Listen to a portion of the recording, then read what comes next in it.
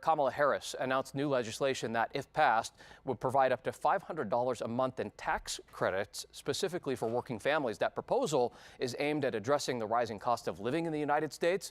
Fox 40's Doug Johnson live in the newsroom right now. And Doug, the question behind this at this point is whether or not it's real legislation or sort of more of a political move on her part. Yeah, Eric, a lot of political consultants that we've talked to on both sides of the aisle kind of agree that this is something that's probably not going to pass anytime soon, and it very much is a political move. Now, the bill is very similar to a citywide basic income program that Stockton's Mayor Michael Tubbs introduced, but Senator Harris wants to take that idea nationwide. It's called the Lift the Middle Class Act, LIFT standing for Livable Incomes for Families Today. California's U.S. Senator Kamala Harris announced the bill this week. If passed, working families could be provided up to $6,000 a year in tax credits if their households earn less than $100,000 a year. That would be $500 per month.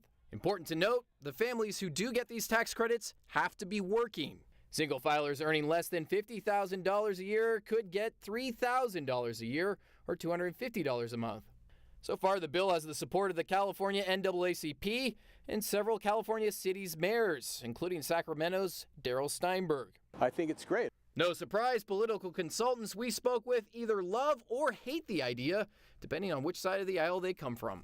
It's kind of unusual to see the Democrats who have been complaining about the national debt now taking an action which would blow the roof off the national debt. John Capal is the president of the Howard Jarvis Taxpayers Association. What they're doing, of course, is trying to be a foil to the very successful tax cuts that the Trump administration has implemented. The Trump tax cuts were phony and provided no relief to middle class or to people at the lower end of the socioeconomic sector. Ed Emerson is a Sacramento-based Democratic consultant.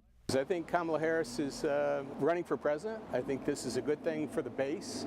I think this speaks directly to poor and lower income folks who need a lift up.